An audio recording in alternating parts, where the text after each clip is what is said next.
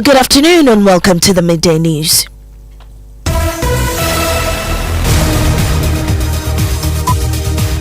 Hello, and the Midday News is on Joy 99.7 FM and Hits 103.9 FM here in Accra, Love 99.5 in Kumasi, and streaming worldwide at myjoyonline.com, X Spaces, and YouTube. We're also live in all 16 regions of Ghana via partner stations, including Radio Justice Tamale, Lolonyo FM Hawaii, Inkligi FM Boli, Castle FM Cape Coast, Oil City Radio Takrade, Ganga FM Japa, and Radio Freed in Nandam.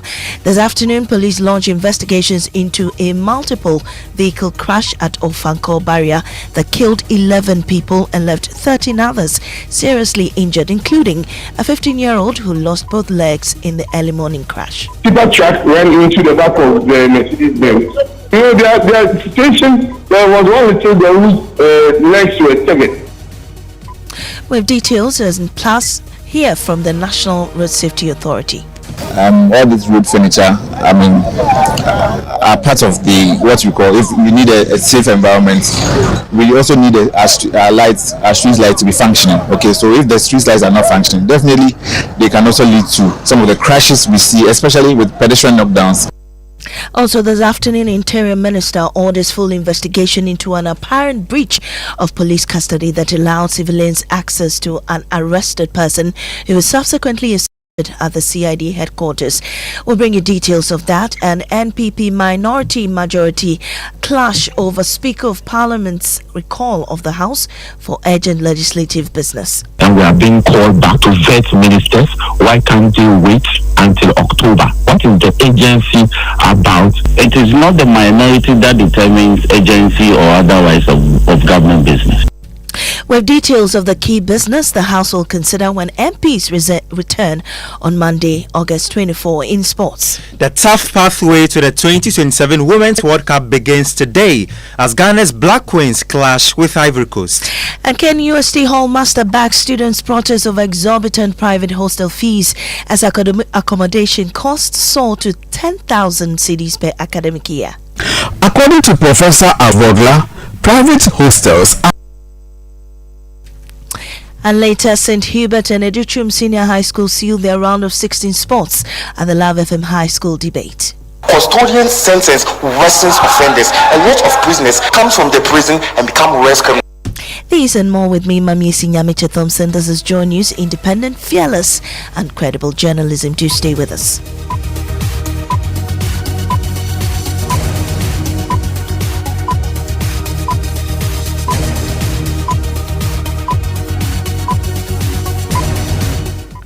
Let's get into the details now. Police in Accra have launched investigations into a multiple vehicle crash at Ofankor Barrier that killed 11 people and left 13 others seriously injured, including a 15-year-old who lost both legs in the early morning crash. The accident, which occurred at about 4 a.m., involved 7 vehicles, including a tricycle popularly known as a boboya. According to the Ghana National Fire Service, the survivors have suffered varied degrees of injuries, including a 15-year-old who lost both legs. Listen to MP or member of the Public Relations Unit of the Ghana National Fire Service, ADO1, Alex Kinati, narrate the incident to my colleague Samuel Kojobrace on the AM show. Unfortunately, we lost quite a number of lives. Their bodies are badly mutilated.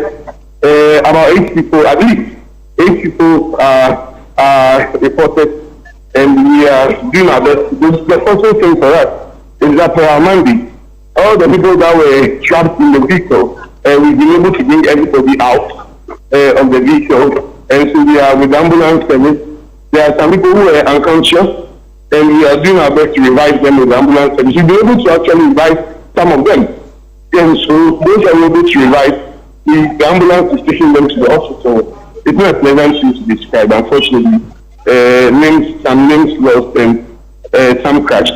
How many vehicles are involved in this accident? There are 2 pickup trucks involved, 2 Mercedes Benz buses. I see a Toyota Camry, I see a tricycle, and then another vehicle. But the chunk of the casualty is from the Mercedes Benz bus. Was this sort of a head-on collision, or what exactly is the accident like? it's dual carriage, and so it's not head-on collision, but it looks like the tipper truck ran into the back of the Mercedes-Benz. There are situations. There was one little girl whose legs were severed, and so situation that we need specialized care, and so I'm pretty sure some might be taken to State 7 for specialized care. But for now, I would have to confirm with the ambulance to know exactly where the injured were taken. You said your young girl's legs were severed, or the two? Yes, unfortunately. The car was badly mangled, and so when we are embarking on an operation like this, it's not an operation that you can just pull people out, because every move you make can either sustain or can kill someone. And that's ADO 1 Alex Kinate, then an interview with my colleague Samuel Kujobrace. But that death toll we know now has risen to 11 according to the fire service, and Stephen Mensah is just returning from the scene with more on this. So Stephen, what did you witness at the scene? Well, Maame, when you get to the scene, you notice some of the accident cars have been badly damaged. You notice the commercial vehicle in question has been badly damaged. You'd also notice some oranges on the ground also. You'd also notice when you get to the scene some blood and oil on the scene. On the stretch, you'd notice that the Ghana National Fire Service, before we left, was trying to clear the stretch. They were using some foam and some water to clear the stretch off. You'd notice because of the accident that some bits and pieces of some of the human body parts were still on the stretch. Wow, that must be I don't know how you felt at that point in time, but you've also been engaging a number of people at the scene. First, do we know what exactly caused the accident though? Well, currently the Ghana National Fire Service indicates that investigations are still ongoing to ascertain what actually caused the accident. But then what we've heard from some of the eyewitnesses will be that the tricycle, that's their boboya, carrying oranges, was the main cause of the accident. It had to stop, and then the other vehicle slammed into them, leading to the accident. Okay. Once things like that happen, the residents, I always say, we should be each other's keeper. Once you live in a community, you see that there's a problem here, try and approach the authorities, try and approach the assembly. This is where we think. We live in here think that people park here, people do that. That's it. Because the assembly may not know that people are parking cars here, or people are using the place for bus stop. So once you report, we'll make sure we enforce the laws. But now this has happened, and they are saying they knew this already. I don't believe in that. I always tell people we have only one Accra, we have only one Ghana. If there's something happening and we have to come in and help, we should make sure we come in. These street lights are all working. They are all working. I passed through. You can confirm this? Yes, I passed through yesterday night. The street lights all are working. I see. It's not about street light. This is not street light. This is a fault of the drivers that parks through the road. Don't blame anything on the street light. This is not a fault of the street light. Well, so that was Accra Mayor Michael Bakpo Alote there, explaining that it wasn't the cause of, the lack of street lights on the stretch. But Stephen, you spoke to residents who disagreed with him. What did they say? Maame, the residents actually are having none of what the Accra Mayor says, and they actually indicates that apart from the street lights that are on top of the highway, the ones beneath all the highways, moving all through to Achimota, are not working. And they've been telling us that it's a leading factor for many of the road accidents that are happening on the stretch, and they tell us that a lot of these accidents are happening on the stretch. Boss, the street lights are not working from Ofankor Barrier heading to the top. No street lights.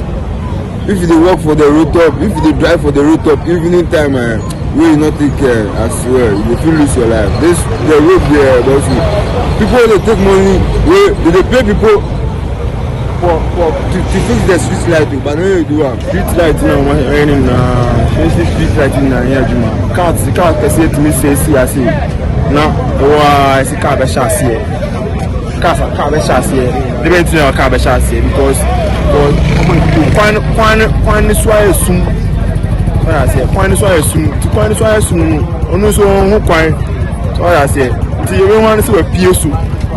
See na see I je ba wono. What's a way to dash near bonnet to dash the Korea? Uba cars in the no, I can check three runners. Street light need apart from Pokwasi audience. I don't know but I had the street light I visit I just a strong and street light. So, Stephen, those are residents that you spoke to earlier on explaining what they thought caused the accident. Well, the National Road Safety Authority planning and management official was also there. What did he say? Well, the official that's in the name of Felix Owusu has been talking about, and he's been pushing for some additional road signs and some street lights to be placed on and along the Ofankor stretch. And he's been talking about this mainly because of the road accident that happened today. All right.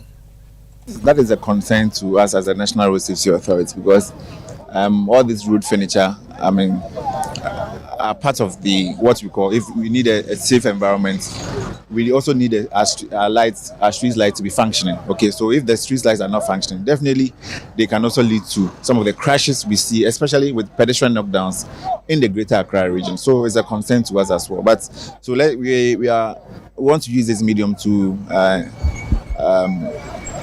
call on the authorities, i.e. the road agencies, to make sure the various street lights we have, all the other stakeholders who matter in this, to make sure all the street lights are functioning, not only in Greater Accra but all over Ghana. Yeah, for the National Road Safety Authority, I think what comes into mind first of all is the road safety education that we give to the various class of road users. So it's not drivers alone. We target all road users. So being a motor rider, a pedestrian, passenger, a driver, and even any other road user that we can find. So we do a lot of general road safety education where we go to churches, we go to schools, we go to wherever we find people. We do this road safety education. Well, let's get the very latest from the Ghana Fire Service. And joining me this afternoon is DO1 Emmanuel Boni. He's the Public Relations Officer with the Ghana National Fire Service. Thank you for joining us on the Midday News. As we speak, is the death toll still at 11? Yes, as we speak, the death toll is still at 11. And other casualties at 13. And I still collaborating with the police.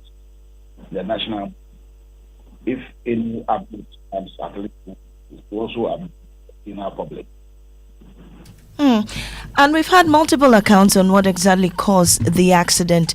Can you tell us what the Ghana National Fire Service has established as the cause of it? Currently, largely we are relying on eyewitness accounts, and the eyewitness accounts, we are not taking it from only one source. We are taking it from various sources. However, some of the accounts are with the others.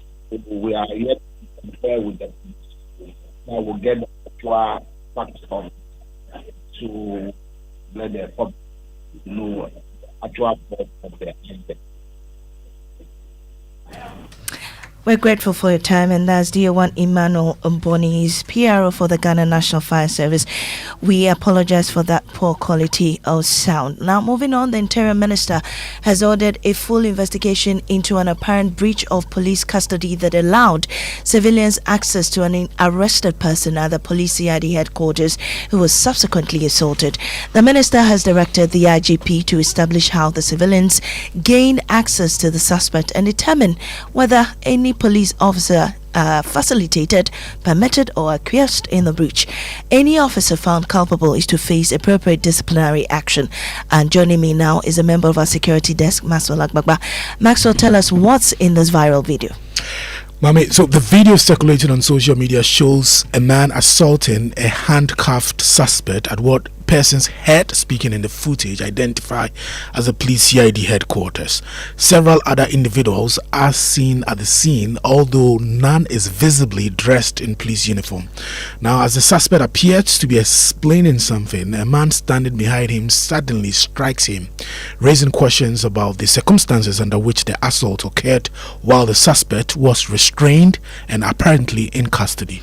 All right, Agbagba. Now, the person who is assaulted, the suspect in custody, has now been arrested by the police, but does it end there?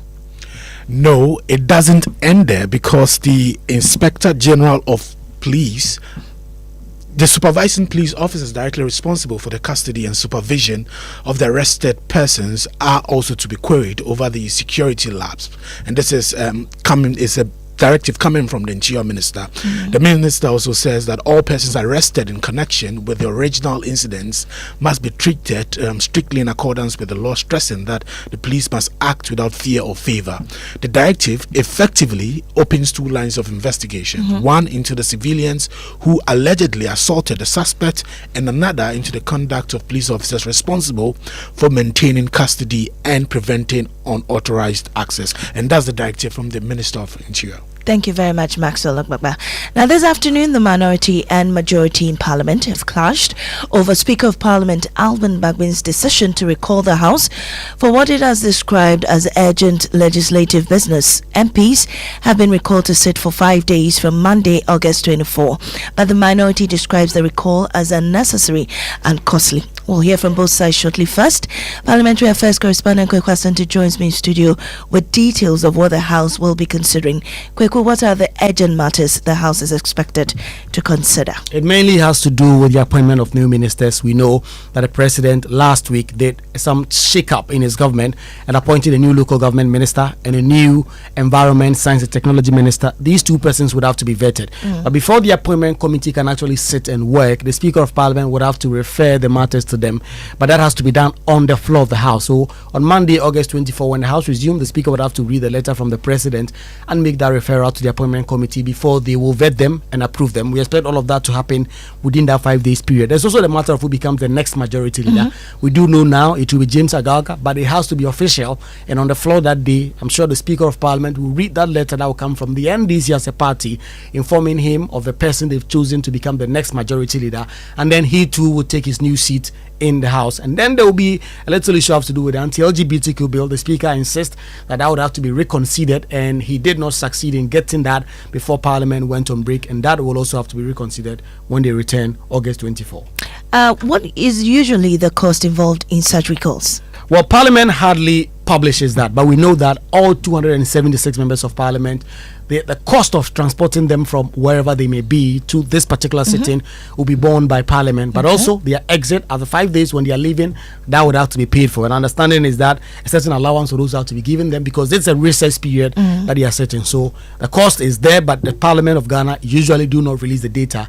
But at least you would have to pay the transportation in and out of the MPs when they come, and then you have to give them an allowance also. Thank you very much, Kweku Asante. But the minority says there's nothing urgent about the business before the House, and that the matters could wait until Parliament resumes substantively in October. Habibi Drisu is MP for Tolon and Deputy Minority Whip. The agency of calling Parliament just to vet these ministers. Mind you, we did not have a substantive defense minister for 1 year. We did not have a substantive minister for environment, science and technology. But government was still going on, and other government businesses were still being executed by other caretaker ministers. We were aware that even serious procurement, serious government initiatives that happened under this ministry were done by a caretaker minister. If we recall, the budget when it was presented, the minister responsible for finance was the caretaker minister for the ministry for defense. Meanwhile, Majority Chief Whip Roxy Nelson Dafiamakpo says it is not up to the minority to determine what constitutes urgent government business. It is not the minority that determines agency or otherwise of government business. So Habib should get that straight. 2, Habib is confusing budget presentation with budget preparation. A caretaker minister is not the same as a substantive minister. With all due respect, the finance minister has been a caretaker minister for the Ministry of Defense. And you cannot insist that because he's been a caretaker minister for a year, when there's a need for a substantive minister so that certain key things can be done, we shouldn't do it because you think that it is not urgent. Of course, you are not in government, so you don't know how urgent and important that is. Away from Parliament, students of the Kwame Nkrumah University of Science and Technology, KNUST in Kumasi, are raising alarm over the soaring cost of private accommodation, with some hostel operators charging as much as 10,000 Ghana cedis per academic year. The students say the high cost of private accommodation, coupled with limited affordable options, is putting significant financial pressure on them and their parents.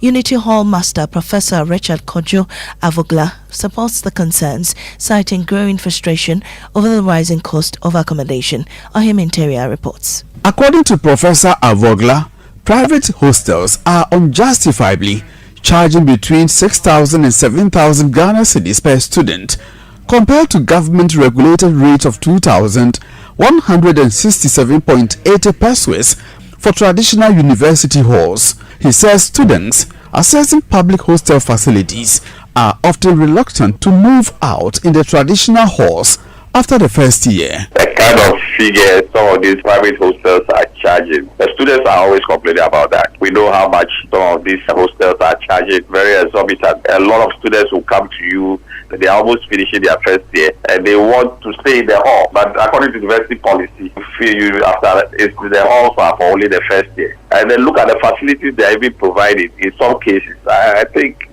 this is something we must really look at.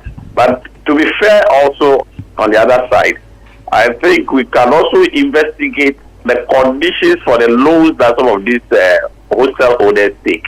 No, 4 students in a room, and they pay 2,167.80 pesos each. You're still listening to the Midday News here on Joy 99.7 FM. We'll take a break. When we return, we have sports, and also coming up,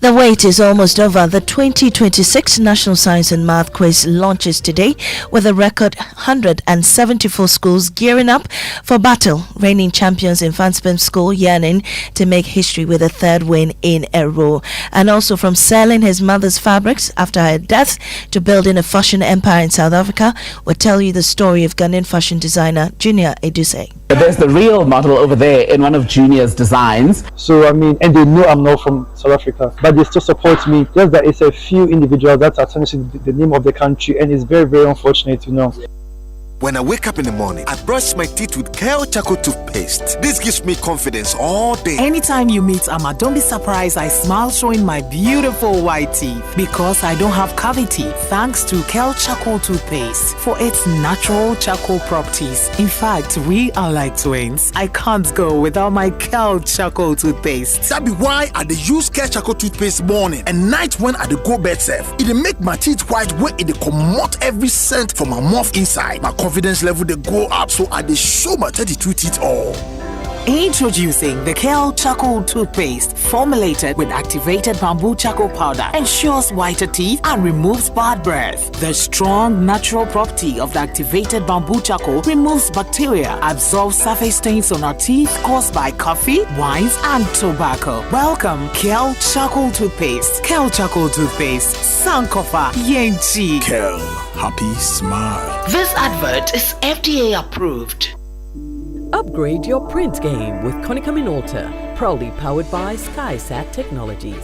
From all-in-one machines that print, scan, and copy to professional systems and heavy-duty production machines, we deliver unmatched performance. Right now, SkySat has an unbeatable offer. 1 entire year of free servicing on all Konica Minolta machines. That's 12 months of expert maintenance for new and existing customers. Visit our new VIP Print Center at Pegasus Place, Airport Residential Area for a live demonstration. Call us on 050-164-5180 or 0302-798-829. Again, it's 050-164-5180 or 0302-798-829. SkySat Technologies, performance that delivers every time.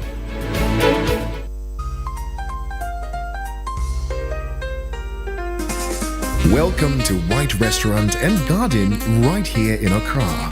We are redefining fusion. Imagine the elegance of classic French-Italian mastery, beautifully balanced with the vibrant warmth of African herbs and spices.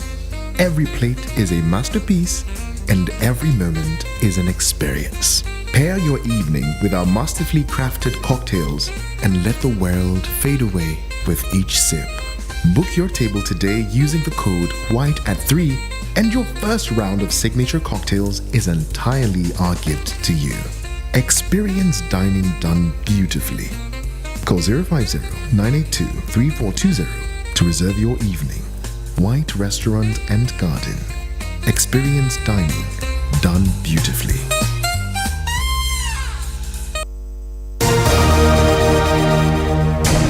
Welcome back to the Midday News with Sports Mubarak.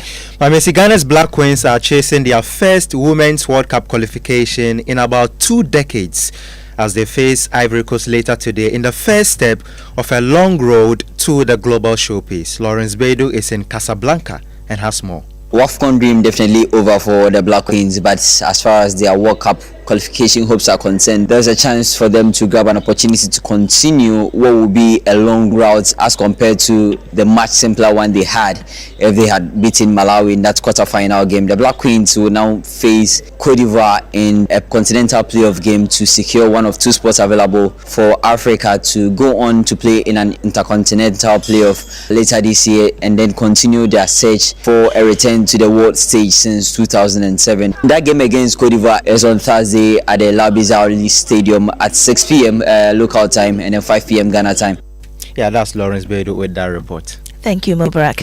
Now, the third day of the Love FM Kel Charcoal Toothpaste High School debate delivered 2 keenly contested battles with St. Hubert Seminary and Osei Educhum Senior High School securing victories to advance to the round of 16. Clinton Yeboah reports. Custodian sentence worsens offenders. A lot of prisoners come from the prison and become worse criminals. So by way of a majority, the session, St. Hubert Seminary and Senior High School are the winners of contest 5. Things were looking a little bit tough, but as I mounted the podium, I saw the glory was going to shine, and indeed it has shined at the end of the day. This motion is essentially claiming that democracy has lost its purpose and is no longer needed in today's world. But that argument fails to recognize that democracy is not a finished product. No. Expectations are high as the 2026 National Science and Math Quiz officially launches today with 174 schools, the highest number in the history of the competition, set to take part in this year's competition. The contest is expected to bring another fierce battle for the coveted national trophy, with organizers also introducing a new clean sheet prize for contestants. Listen to Samuel Nate Ajo, Director of Primetime Limited. We've also added one other prize to the competition for the contestants. It's called the clean sheet. There was round 4. If you're able to win, get all your questions correctly, that gives 16 points. That gives you a clean sheet, and therefore you can win a prize for yourself and then for your school as well. Okay. And you had the Client Service Director of Primetime Limited, Samuel Nate Ajo. Moving on, what started as a means of survival, selling his mother's fabrics after her death, has blossomed into a thriving African fashion brand in South Africa. That's the story of Junior Duse, who owns Tribe Afrique, a Ghanaian-owned fashion brand based in South Africa. Maxwell Agbagba reports. Show her, you saw me, I'm the other model, but there's the real model over there in one of Junior's designs. And again, sticking with the contemporary theme, I think while we look at this outfit, perhaps tell us more about the inspiration behind this look. So what she's wearing is called the basket kimono. Junior Edusei sits down for an interview at the South African Broadcasting Corporation SABC with his Tribe Afrique designs on display in the studio. Sometimes the beginning of a dream does not look anything like success. For Junior Edusei, it began with a loss. After the death of his mother, he sold her fabrics as a means of survival. Today, those fabrics have given way to something much bigger. Tribe Afrique. Tribe Afrique was founded in 2018, and its work has evolved from styling and fashion consultancy into clothing and design. Tribe Afrique has expanded its footprint to more than 12 countries and has a presence on many e-commerce platforms. The material that I got was from Ghana, was from my mom's. Yeah. So now when customers come and they want the same fabric, I don't have any more. Yeah. Because my mom probably bought them 5 years or 10 years ago. Yeah. So now I was facing a bit of a challenge. So I started saving up, saved up, got enough money to buy the printing machine. I bought our first machine. Then now we're able to print any fabric that we are run short of. Maxwell Agbagba's report, and that's how we end the midday news here on Joy 99.7.